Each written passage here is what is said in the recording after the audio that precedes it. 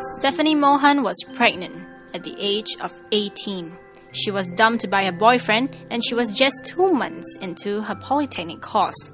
Not 21 years old, she says. It just happened for me, it just happened, and it was more being curious and wanting to find out about it and stuff. There was definitely peer pressure, but not at a very large extent. Contraception was used all the time, but sometimes people don't realize that you should always continue using it, and when you don't, it's when you least expect. Stephanie was like many hot-blooded youths. Sex is something spontaneous and self-exploratory. But despite campaigns to raise sexual and contraception awareness, some youths are not aware of the risk involved in having unprotected sex. For Stephanie, that led to her pregnancy. When Stephanie was 18, she was dating John, who was 4 years older than her. I was dating a guy. It was not a serious relationship, no love involved, nothing. And we obviously didn't use protection. We took it for granted that nothing could happen or nothing would happen. And about 2 months later, after I just gotten into poly, I realized I was pregnant.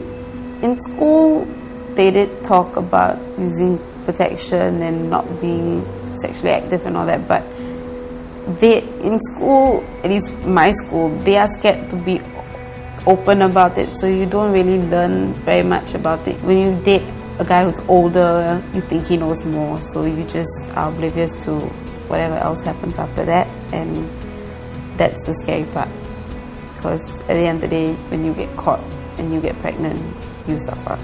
Complacency got her in trouble, and she learned she was 2 months pregnant in early 2006.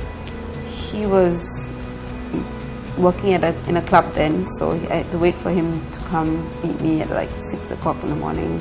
He was happy, actually, he was happy, but he had motives and stuff that I found out only later, that he had planned everything and all that. And it was not easy because there was another girl involved as well, so I was basically being used without knowing.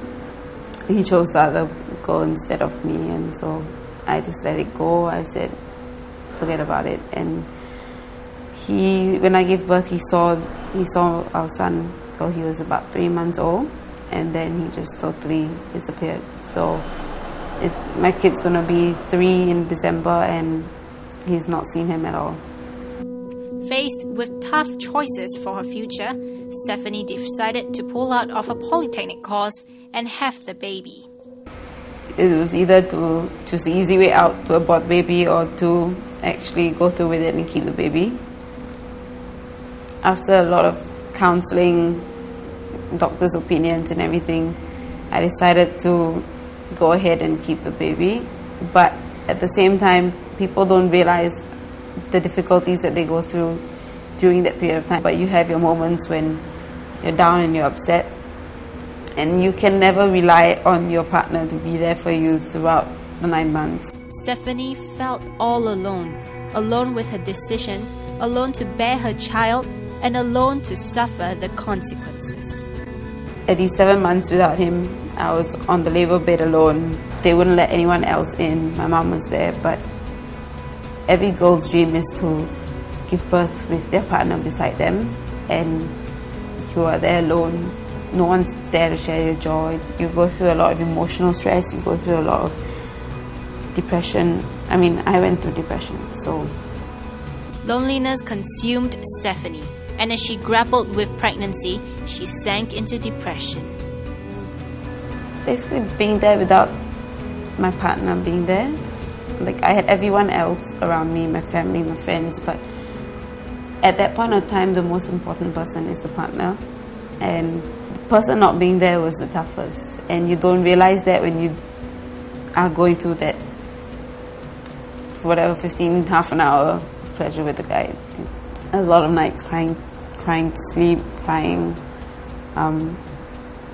Just basically, I used to write a lot in my diary, just let it out, just go out for walks, go out with my friends, try to release it. But at the end of the day, when you go back home, there's really no way to deal with it because it's just something you can't run away from. Yeah, it's just there.